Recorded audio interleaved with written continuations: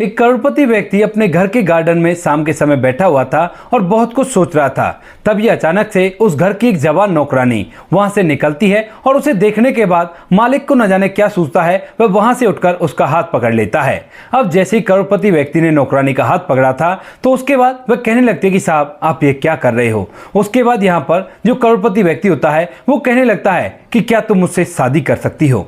इस बात को सुनकर यहाँ पर वह नौकरानी जिसका 7 साल का एक बच्चा है वह एकदम से चुपचाप रह जाती है और यहाँ पर मालिक उसके जवाब का इंतजार करने लगता है। कौन थी वह नौकरानी और किस वजह से ये करोड़पति व्यक्ति जिसके घर में वो नौकरानी बनकर काम किया करती है वह उससे शादी के लिए पूछ रहा है। पूरी सच्चाई के बारे में जानने के लिए वीडियो को अंत तक जरूर देखें। दिल्ली की यमुना पार्क एक गरीब बस्ती के अंदर एक माया नाम की महिला अपने 7 साल के बच्चे के साथ एक छोटे से झोपड़े में रहा करती है। यहाँ पर जो माया है वह अपने बच्चे का भरण पोषण करने के लिए दूसरों के घरों में झाड़ू पोछा का काम किया करती है और अच्छी तरह से अपने बच्चे को पाल रही है। एक शाम जब दोनों माँ बेटे झोपड़ी के अंदर लेट रहे थे तो उसी समय यहाँ पर जो माया होती है उसे अपने उन दिनों की याद आ जाती है जब वो लोग दिल्ली के अंदर आए थे तो वो बड़े ही खुश थे। दरअसल यहाँ पर जो माया होती है वो पीछे से उत्तर प्रदेश के गांव की रहने वाली होती है और वहां से जब वह पासी के शहर में जाती है तो एक राकेश नाम के लड़के से वह प्यार करने लगती है और इसी प्यार के चलते जब उनके घर वालों को यह बात पता चलती है कि दोनों एक दूसरे से प्यार किया करते हैं तो वह उन दोनों को अलग करने का फैसला कर लेते हैं। लेकिन यहां पर दोनों अपने घर वालों को छोड़कर यहां पर भाग आते हैं और यहीं पर रहने लगते हैं। यहां पर आने के बाद जो राकेश होता है वह कंपनी में काम किया करता और माया को इस गरीब बस्ती के अंदर रखा करता है और दोनों ने एक दूसरे से शादी कर ली थी। शादी के बाद वह बड़ी खुशियों के साथ अपना जीवन व्यतीत कर रहे थे और उसके बाद उनके जीवन में और भी ज्यादा खुशियां आ जाती हैं जब उनकी जिंदगी में ये लड़का जन्म लेता है जिसका नाम वो सुमित रखते हैं।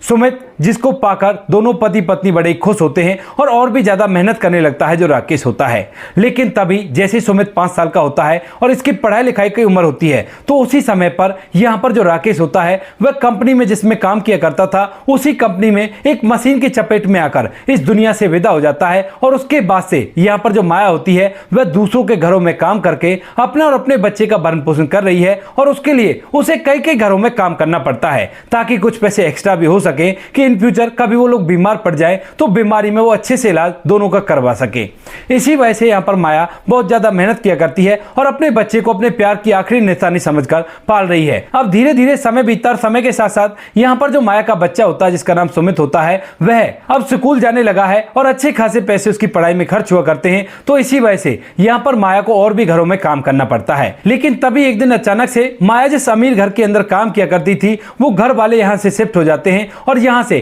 किसी दूसरे शहर में जाकर बसने लगते हैं। तो उस घर से माया की नौकरी छूट जाती है और इस बात से माया काफी ज्यादा परेशान होती है क्योंकि इस घर से उसे काफी ज्यादा तनख्वाह मिला करती थी और जिससे वह अपना और अपने बच्चे का आराम से पेट पाल रही थी और कोई भी कैसी भी दिक्कत नहीं थी। लेकिन जब ये घर नहीं रहेगा तो उसके बाद जिन घरों में और वो काम किया करती है उनसे उससे इतने पैसे नहीं मिला करेंगे। यही सोचकर माया बड़ी उदास हो जाती है और इधर उधर और काम के लिए ढूंढने लगती है कि एक घर और मुझको मिल जाए अच्छा सा तो उसी के अंदर काम करके अच्छे से पैसा कमाऊंगी और अपने बच्चे की फीस भरती रहूंगी। तभी उसे उसकी एक सहेली एक घर के बारे में बताती है जो कि पासी के पोस एरिया के अंदर था और बहुत ही आलीशान मकान वो बना हुआ था। दरअसल उस घर का मालिक एक इकलौता करोड़पति होता है जिसके आगे पीछे कोई भी नहीं था और उस घर के अंदर 10 से 12 नौकर काम किया करते हैं। तो यहाँ पर माया पूछने लगती है कि जब उस घर के अंदर 10-12 नौकर पहले से ही है तो क्या वो लोग मुझे काम पर रखेंगे। तो वो कहने लगती है कि उनके यहाँ पर हमेशा काम वाली की जगह रहा करती है और तुम एक बार जाकर ट्राई करो, शायद हो सकता है तुम्हें वहां पर काम मिल जाए। इसके बाद जो माया होती है वो सीधा वहां से उस करोड़पति के बंगले पर जाती है और जब वॉचमैन उसे पूछता है कि तुम कौन हो, कहां पर आई हो, क्या करना है तुम्हें, तो वह बता देती है कि दरअसल मैं काम वाली हूं और मुझे काम चाहिए और किसी ने मुझे बताया कि यहां पर काम मुझे मिल जाएगा। अब इसके बाद जो वॉचमैन होता है उससे उसके बारे में पूछता है और वह उसे अपनी पूरी बात सच सच बता देती है। तो वॉचमैन भी उसे अंदर जाने देता है और कहता है कि यहाँ पर इस घर के अंदर एक 55 साल की बुजुर्ग महिला है जिनका नाम पार्वती है और उनसे जाकर मिल लेना क्योंकि नौकरों का लेखा जोखा वही देखा करती हैं और वही तुम्हें नौकरी लगा सकती हैं। इसके बाद यहाँ पर जो माया होती है वह अंदर जाती है और अंदर जाकर पार्वती जी से मिलती है। पार्वती जी उससे 2-4 सवाल करती हैं और सवाल करने के बाद उसकी नौकरी पक्की कर देती हैं। कहती है कि ठीक है, कल सुबह 9 बजे आ जाना और शाम को 4 बजे तक तुम्हारा काम रहेगा और उसके बाद अपने घर रहना और तुम्हें इतनी सैलरी मिल जाएगी कि तुम्हें और किसी घर में काम करने की जरूरत नहीं होगी। माया इस बात से बड़ी खुश होती है और वहां से वापस अपने घर लौट आती है। दूसरे दिन सुबह सुबह 9 बजे वो अच्छे से तैयार होती है और तैयार होने के बाद उसी बंगले में काम करने के लिए चली जाती है। वहां पर पार्वती जी उसे मिलती हैं और मिलने के बाद वो कहने लगती है कि देखो तुम्हें ना यहाँ पर ईमानदारी से काम करना है, क्योंकि घर के मालिक को बेईमानी से बहुत ज्यादा नफरत है और वो इस गम के मारे हुए हैं। तो यहाँ पर जो माया होती है वो बिल्कुल भी कोई भी सवाल नहीं करती है और हाँ में सर हिलाती है। उसके बाद वह काम करने लगती है और पूरा दिन भर बड़ी अच्छी तरह से और शांत तरीके से काम करती है। यहाँ पर जो घर का मालिक होता है उसका नाम राजीव होता है और जब राजीव उसे काम करते हुए देखता है, उसकी सहजता को देखता है, तो उसे शक होने लगता है। दरअसल यहाँ पर जो राजीव है उसको हर इंसान के अंदर खोट देखा करता है और गरीब तो कुछ ज्यादा ही पैसों के लालची उसे देखा करते हैं। वह तो सोचा करता है कि गरीब लोग तो पैसों के लिए अपने शरीर तक को दांव पर लगा देते हैं और अपनी आत्मा तक को बेचने का इरादा रखते हैं, उन्हें बस पैसा चाहिए। ऐसा कुछ उसका व्यवहार था और इसी तरह से वो सभी को देखा करता था। यहाँ पर जैसे वो माया को काम करते हुए देखता है तो देखने के बाद वो सोचता है कि देखो ये भी पैसों की लालची होगी, भले ये फिलहाल सीधी होने का ड्रामा कर रही हो, लेकिन लालच तो इसके अंदर भी वास किया करता होगा। ऐसा सोचकर वह फिलहाल तो ऑफिस चला जाता है, लेकिन ऑफिस जाने के बाद भी बार बार उन कैमरों में, जो कैमरे उसने घर के चप्पे चप्पे पर लगा रखे हैं अपने नौकरों पर निगाह रखने के लिए, उनके अंदर माया को ही देखने लगता है। और जब वह माया को बार बार देखता है तो हर बार माया अच्छी तरह से शांत तरीके से उसे अपना काम करती हुई दिखाई देती और बिल्कुल भी काम चोरी नहीं किया करती है। अब यहाँ पर न जाने कैसे यह राजीव का इंटरेस्ट माया में जगने लगता है और वह बार बार माया को कैमरा खोलकर देखने लगता है। वह उसे कैमरे पर देखता और सोचता कि इसके अंदर लालच तो है, लेकिन ये अभी दिखा नहीं रही है, और बार बार यही सोचकर कैमरा खोलकर देखा करता, लेकिन उसे एक बार भी ऐसा दिखाई नहीं देता है। उसके बाद जब माया वहां से चली जाती है तो राजीव सोचने लगता है कि कहीं ऐसा तो नहीं है ठीक हो और मैं खामखा इस पर शक कर रहा हूं, लेकिन उसका मन उसे इस बात को मानने से मना कर रहा था और कह रहा था चीख चीख कर कि सच में ही ये पैसों की लालची है और इसके अंदर भी सभी की तरह लालच वास किया करता है। यहाँ पर राजीव भी इसी बात को मानता है, लेकिन कहीं ना कहीं दिल के कोने में एक ऐसी आवाज भी आ रही थी कि नहीं, ये लालची नहीं है, ये तो बड़ी अच्छी है। दरअसल यहाँ पर जो राजीव होता है वह पहले से ऐसा नहीं था, वो तो बाद में ऐसा बन गया, क्योंकि राजीव के माता पिता काफी दिन पहले इस दुनिया को छोड़कर चले गए और उसके बाद राजीव ने अकेले ही पूरा साम्राज्य संभाला और ढेर सारा रुपया पैसा कमाया। जब उसके पास अच्छा खासा रुपया पैसा हो जाता है तो वह अपना परिवार बसाने की कोशिश करता है और एक शीला नाम की महिला से शादी कर लेता है। लेकिन जो शीला होती है उसने राजीव से नहीं, उसके पैसों से शादी की थी और शादी के लगभग 2 महीने बाद ही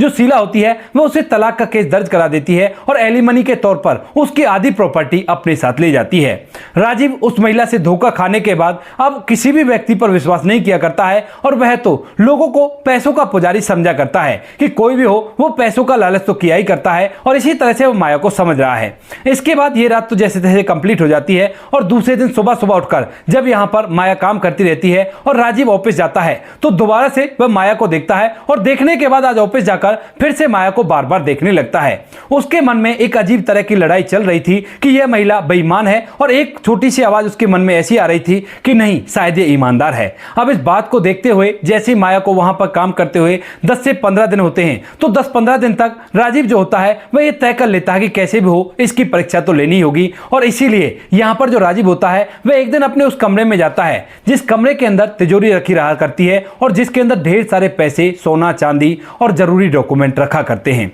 वहां पर जाने के बाद वह तिजोरी खोलता है और तिजोरी खोलने के बाद अपनी सबसे भरोसेमंद नौकरानी जिसका नाम पार्वती होता है और जिसकी उम्र 55 साल होती है उसको अपने पास बुलाता है और पास बुलाने के बाद उसे एक प्लान के बारे में समझाता है। कहता है कि ऐसा करना जैसा मैं कह रहा हूं और मैं फिलहाल यहां से जा रहा हूं और सभी से बोल देना कि मालिक 7 दिन बाद यहां पर लौटेंगे। यहां पर वो नौकरानी हाँ में सहलाती है और उसके बाद ऐसा ही करती है। जैसे ही मालिक यहां से निकलता है तो वह माया को आवाज लगाती है और कहने लगती है कि देखो साहब का वो वाला कमरा है और उसको अच्छी तरह से साफ कर दो और अब से लगभग 10 दिन तक तुम लगातार उसी कमरे को तुम ही साफ किया करोगे। यहाँ पर जो माया होती है वह हाँ में सहलाती है और चुपचाप उस कमरे के अंदर जाकर सफाई करने लगती है। सफाई करते करते जैसे ही अचानक से उसकी नजर उस तिजोरी पर पड़ती है जिस तिजोरी के अंदर लाखों के गहने हैं, लाखों रुपए कैश है और साथ में जरूरी डॉक्यूमेंट है और उसका दरवाजा खुला हुआ है। यहाँ पर जितनी भी दौलत वह अपनी आंखों से देखती है तो एकदम से उसकी आंखों में चमक घूमने लगती है, लेकिन तभी अचानक से उसके दिल से आवाज आती है कि नहीं, ये मालिक का पैसा है और इसको बिल्कुल भी हाथ नहीं लगाना चाहिए।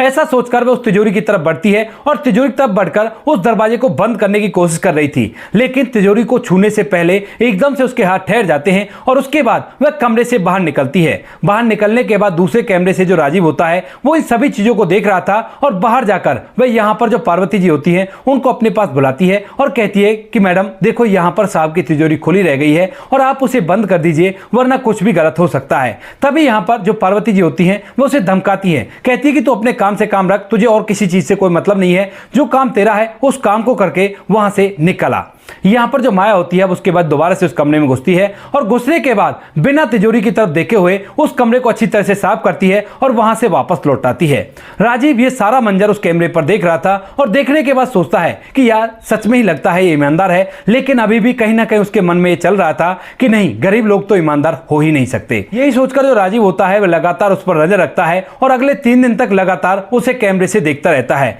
लेकिन अगले दिनों में उसने तिजोरी की तरफ एक नजर भरकर देखी भी नहीं थी और वह तो चुपचाप अपना काम करके वहां से वापस लौट जाया करती है। लेकिन जैसे ही चौथा दिन होता है और चौथे दिन माया यहां पर आती है काम करने के लिए, तो उसके बाद उसकी सीधी नजर तिजोरी पर पड़ती है और वह अपना हाथ आगे बढ़ाकर उसकी तरफ बढ़ने लगती है कि मानो वह उससे पैसा निकालना चाहती हो। लेकिन जैसे उस तिजोरी के पास वो पहुंचती है तो उसके बाद एकदम से उसके हाथ ठहर जाते हैं। जब माया अपना हाथ आगे करके उस तिजोरी की तरफ बढ़ रही थी तो यहां पर राजीव को अपना शक यकीन में बदलता हुआ दिखाई देता है और वह अंदर ही अंदर बड़ा ही प्रसन्न हो रहा था कि चलो जो मैं सोच रहा था वो सही निकला। लेकिन जैसे ही माया ने अपना हाथ पीछे किया तो उसके बाद यहां पर जो राजीव होता है वह एकदम से मायूस हो जाता है और सोचने लगता है कि पैसे उठा क्यों नहीं रही, जबकि मैंने पैसे उठाने के लिए इसे यहां पर छोड़ा है। तभी यहां पर जो माया होती है उसकी आंखों से आंसू बहने लगते हैं और वह एकदम घुटनों पर बैठकर फूट फूट कर रोने लगती है। अब राजीव को यह सब बात बड़ी अजीब लगती है और उसके बाद वह सोचने लगता है कि क्या होगा जिस वजह से ऐसा कर रही है। लेकिन तभी कैमरे पर ही उसे एक और ऐसी बात दिखाई देती है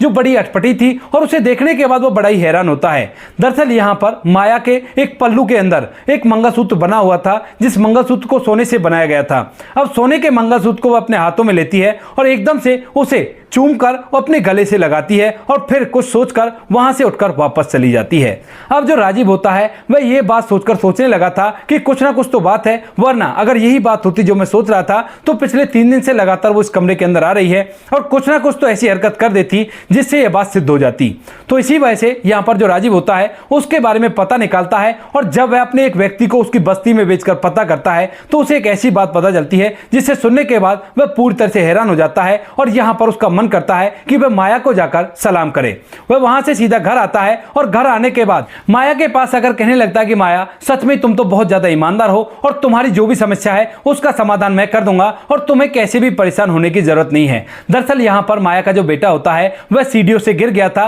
और सीढ़ियों से गिरने के कारण वह सरकारी हॉस्पिटल में भर्ती था। वहां पर सरकारी हॉस्पिटल के जो डॉक्टर होते हैं वह उसका ट्रीटमेंट तो कर रहे थे, लेकिन बच्चे की हालत काफी ज्यादा खराब थी और वो कह रहे थे कि इसके ब्रेन में क्लॉटिंग हो गई है और आपको इनका ऑपरेशन कराना होगा, उसके बाद ये पूरी तरह से ठीक होगा। ऑपरेशन के लिए 2 लाख रुपए चाहिए थे और इतने रुपए माया के पास नहीं होते हैं। जब बेटा इस तरह से बीमार होता है तो एक पल वो सोचती है कि क्यों ना इस तिजोरी से पैसे निकाल लूं, क्योंकि उसने पार्वती जी से भी बात कर ली थी और जो नौकर वहां पर काम कर रहे थे उन सभी से बात कर ली थी, लेकिन किसी के पास भी 2 लाख रुपए नहीं थे। वो सभी उसकी मदद तो करना चाहते थे लेकिन वो खुद भी गरीब थे। अब इसके बाद वह जब तिजोरी से पैसा नहीं निकाल पाती है और फूट फूट कर रोने लगती है तो उसके बाद राजीव जो होता है उसकी तहकीकात करता है और तहकीकात करने के बाद ये सब कुछ उससे कहने लगता है। तभी यहाँ पर जो माया होती है वो कहने लगती है कि साहब आप ऐसा क्यों कह रहे हो। तो राजीव उसे बता देता है कि दरअसल जो तिजोरी मैंने खोल कर रखी थी वो तुम्हारी ईमानदारी जांचने के लिए रखी थी। वहां पर तुमने एक बार भी उन पैसों को हाथ तक भी नहीं लगाया, लेकिन आज तुमने कुछ ऐसा किया था जिसे देखने के बाद मैं पूरी तरह से हैरान हो गया और जब मैंने पता किया तो मुझे पता चला कि तुम्हारा बच्चा बीमार है और इसी वजह से तुम ऐसा कर रही थी। वो सारी बातें तो मेरी समझ में आ गई हैं और तुम्हारे बच्चे के इलाज के लिए भी मैंने अपने एक आदमी को बोल दिया है और वो उसे बड़े हॉस्पिटल में ले गया है ताकि उसका वहां पर ऑपरेशन हो सके और वह जल्द से जल्द ठीक हो सके। तुम इस बात की बिल्कुल भी चिंता मत करो। अब यहां पर जैसे ही माया को पता चलता है कि उसके बच्चे का ऑपरेशन ये सर करा रहे हैं तो एकदम से वह हाथ जोड़ लेती है और रोते हुए उनके पैरों को पकड़कर कहने लगती है कि साहब आप बहुत अच्छे इंसान हो और आपने बिना कहीं ये सब कुछ कर दिया और आप चिंता मत करो, मैं आपके पूरे पैसे जितने मेरे बच्चे के इलाज में लगेंगे वो सारे पैसे पटा दूंगी आपके यहाँ पर काम कर करके, और अगर आप कहो तो दिन रात मैं आपके यहाँ पर काम कर सकती हूँ। यहाँ पर जो मालिक राजीव होता है वह कहने लगता है कि हाँ हाँ दिन रात ही तुम्हें यहाँ पर रहना होगा और आज के बाद तुम उस गरीब बस्ती में नहीं रहोगी, तुम्हारे बच्चे का इलाज होने के बाद वह भी यहीं पर रहेगा और उसकी पढ़ाई लिखाई का सारा खर्चा मैं ही उठाऊंगा और तुम्हें केवल इस घर के अंदर काम करना है। यह बात सुनकर माया की पूरी समस्याएं एक पल में हल हो गई थी और उसके बाद वो कहती है कि ठीक है साहब, अगर ऐसी बात है तो ऐसा ही हो जाएगा। अब जब आपको पता ही चल गया है तो क्या मैं अपने बच्चे से मिल सकती हूँ? तो यहाँ पर राजीव कहता है कि हाँ चलो, मैं तुम्हें खुद अपने साथ लेकर चलूंगा और वहां पर जब तुम्हारे बच्चे का ऑपरेशन हो जाएगा तो उसे यहाँ पर ले आना और इतने दिनों तक तुम्हें नौकरी पर आने की भी जरूरत नहीं है। यहाँ पर जो राजीव होता है वह ऐसा ही करता है, माया को अपने साथ लेता है और उसके बच्चे के वहां पर पहुंचा देता है जहां पर उसका ऑपरेशन हो रहा है, और वहां पर उसके बच्चे का ऑपरेशन सफल भी हो जाता है। सफल होने के बाद वह उन दोनों को वापस से उस घर के अंदर ले आता है और वहां का जो गेस्ट हाउस उसका बना हुआ था उस हाउस को उन्हें रहने के लिए दे देता है। कहता है कि तुम इस घर के अंदर रहोगे और कोई भी कैसी भी दिक्कत नहीं है और कैसी भी परेशानी आए तो मुझे बता देना, क्योंकि तुम काफी ज्यादा ईमानदार हो और ऐसे ईमानदार लोग मिलना बड़ा ही मुश्किल हो जाता है। यहाँ पर माया केवल उनके सामने हाथ जोड़ती है और अपनी आंखों में आंसू ले आती है। ऐसा कहकर जब राजीव जाने लगता है तो तभी अचानक से वह वापस लौटता है और कहने लगता है कि माया, क्या मैं तुमसे कुछ पूछ सकता हूं? तो वह कहती है कि हाँ बताइए, क्या पूछना है? तो यहाँ पर वह कहता है कि उस दिन तुम मंगलसूत्र को चूमने के बाद उसे गले लगाकर फूट फूट कर रो रही थी, क्या मैं उसका रीजन जान सकता हूं? तो यहाँ पर जो माया होती है वह अपनी आंखें भर लाती है और कहने लगती है कि साहब, वो मंगलसूत्र मेरे पति की आखिरी निशानी था और जब बेटे को बीमारी हो गई थी तो उस दिन मैं अपने मंगलसूत्र को बेचना चाहती थी और इसीलिए मैं फूट फूट कर रोने लगी। यहाँ पर राजीव समझ गया था और उसके बाद वो सभी लोग ऐसे रहने लगते हैं। लेकिन उस दिन के बाद से राजीव के स्वभाव में बहुत ज्यादा चेंजिंग आ जाती है। वह गरीब लोगों पर विश्वास करने लगता है और उसके जीवन में बहुत ज्यादा तब्दीली आ जाती है। दरअसल यहाँ पर जो सुमित होता है वह घर के अंदर रहता है तो राजीव उसके साथ खेला कूदा करता है और बड़ी अच्छी तरह से घुल मिल जाता है। घर के जो नौकर होते हैं वह भी इस बात से बड़े हैरान होते हैं और सोचते हैं कि चलो अच्छा हुआ, कम से कम मालिक अब अच्छी तरह से तो रहने लगे और कोई भी प्रॉब्लम नहीं है। वह अच्छी तरह से घर के अंदर मुस्कुराया करते और नौकरों से अच्छी तरह से बात किया करते। धीरे धीरे समय बीतता है और समय के साथ साथ यहाँ पर जो राजीव होता है वह घंटों घंटों तक बैठकर माया से बात किया करता और उसके बच्चे के साथ खेला कूदा करता। तभी एक दिन शाम के समय जब मालिक घर के पार्क में बैठा हुआ था और बहुत कुछ मन के अंदर सोच रहा था, तो उसी दौरान जो माया होती है वह वहां से किसी काम को करने के लिए निकल रही थी और तभी यहाँ पर जो राजीव होता है वो एकदम से उसके सामने चला जाता है और उसका हाथ पकड़कर उसे रोक लेता है। अब जैसे माया देखती है कि मालिक ने उसका हाथ पकड़ लिया है तो वो कहने लगती है कि मालिक, ये आप क्या कर रहे हो? ये सब कुछ आपको शोभा नहीं देता। लेकिन तभी यहाँ पर जो राजीव होता है वो कहता है कि हाँ मुझे पता है ये सब कुछ मुझे शोभा नहीं देता, लेकिन मैं तुमसे शादी करना चाहता हूँ, क्या तुम मुझसे शादी करोगे? अब इस बात को सुनकर यहाँ पर जो माया होती है वह एकदम से चुपचाप रह जाती है और राजीव की तरफ देखती ही रह जाती है। इधर जो राजीव होता है वह भी माया की तरफ इस आस में देखता रहता है कि वो हाँ करेगी या मना करेगी। लेकिन कुछ देर तक माया कुछ भी नहीं बोलती है और राजीव दोबारा से पूछने लगता है। तो यहाँ पर जो माया होती है वो कहती है कि साहब, आपको पता है ना मेरा 7 साल का बच्चा है और मेरी पहले शादी हो चुकी है, उसके बावजूद भी आप ये सब कुछ कैसे सोच सकते हो? आपको ये चीज शोभा नहीं देती और आप करोड़पति व्यक्ति हो और मैं मामूली सी गरीब नौकरानी। ये बिल्कुल भी मत सोचो और मेरा हाथ छोड़ो, मुझे जाने दो। लेकिन तभी यहाँ पर जो राजीव होता है वो कहता है कि देखो माया, मैंने भी कभी शादी की थी, लेकिन मेरी पत्नी मेरी आधी जायदाद को लेकर यहाँ से भाग गई और उसने मुझे धोखा दे दिया। उस दिन के बाद मेरा जीवन पूरी तरह से खराब हो गया था और मैं लोगों पर विश्वास नहीं कर पाता था। लेकिन जब से तुम इस घर के अंदर आई हो तुमने मेरा नजरिया ही बदल दिया, क्योंकि तुम जैसी ईमानदार महिला मैंने कहीं भी नहीं देखी और तुम्हें देखने के बाद बार बार मुझे लगा करता कि तुमसे अच्छी लड़की मुझे नहीं मिल सकती। चाहे जो भी हो, तुम्हारे पास पैसा है या नहीं है, पैसा तो मेरे पास ही काफी है। तुम ऐसा करो, मुझसे शादी कर लो और हम दोनों एक साथ अपने जीवन को व्यतीत करेंगे। इस बात को सुनकर माया थोड़ी देर तक सोचने लगती है और झट से मना कर देती है। कहती है कि नहीं साहब, मैं ऐसा नहीं कर सकती। लेकिन तभी जो राजीव होता है वो कहता है कि तुम चिंता मत करो, तुम्हारा जीवन भर का खर्चा मैं उठाऊंगा और तुम्हारे बच्चे को अच्छे से अच्छे स्कूल में और भी एडमिशन दिलाऊंगा और अपना बच्चा समझकर ही पालूंगा, लेकिन तुम्हें उसके लिए मुझसे शादी करनी होगी। अब इसके बाद माया थोड़ी देर तक सोचती है और सोचने के बाद जब उसके दिमाग में उसके बच्चे का ख्याल आता है तो वह इस बात के लिए हामी भर लेती है और कहती है कि ठीक है साहब, अगर आप ऐसा चाहते हो तो ऐसा ही हो जाएगा और बेशक से मुझसे शादी कर लो। अब यहाँ पर जो राजीव होता है वह माया को लेकर एक मंदिर में जाता है और बड़े ही सादा तरीके से शादी कर लेता है। वहां पर कोई वीआईपी नहीं आया था, केवल घर के वो नौकर आए थे जो घर के अंदर काम किया करते थे और माया को बड़ी दया दृष्टि से देखा करते थे। वह लोग इस बात से बड़े खुश होते हैं और साथ में यहाँ पर उनका बच्चा था जिसका नाम सुमित होता है और वह अपने नए पिता के रूप में इस अंकल को देखकर बड़ा ही खुश होता है, क्योंकि वह भी इससे काफी ज्यादा घुल मिल चुका है। यहाँ पर उन दोनों की शादी हो जाती है और शादी होने के बाद माया जो उस घर की नौकरानी थी वह उस घर की मालकिन बन गई है और अच्छी तरह से उस घर के अंदर रहा करती है। तो दोस्तों ये थी आज की कहानी। आपको जैसी भी लगी हो कमेंट सेक्शन में बता देना। वीडियो अगर अच्छी लगी हो तो वीडियो को लाइक और चैनल को सब्सक्राइब जरूर करें ताकि हमें थोड़ा सा हौसला मिल सके आप लोगों के लिए ऐसे अच्छे वीडियो बनाने के लिए। इन कहानियों को सुनाने का उद्देश्य किसी को परेशान करना बिल्कुल भी नहीं है। ये कहानी आपको इसलिए सुनाई जाती है ताकि आप लोग इन कहानियों में से कुछ ना कुछ सीख सको और अपने जीवन में उस चीज को अप्लाई कर सको। मिलते हैं किसी नेक्स्ट वीडियो नए टॉपिक के साथ, तब तक के लिए जय हिंद, जय भारत, जय हिंदुस्तान।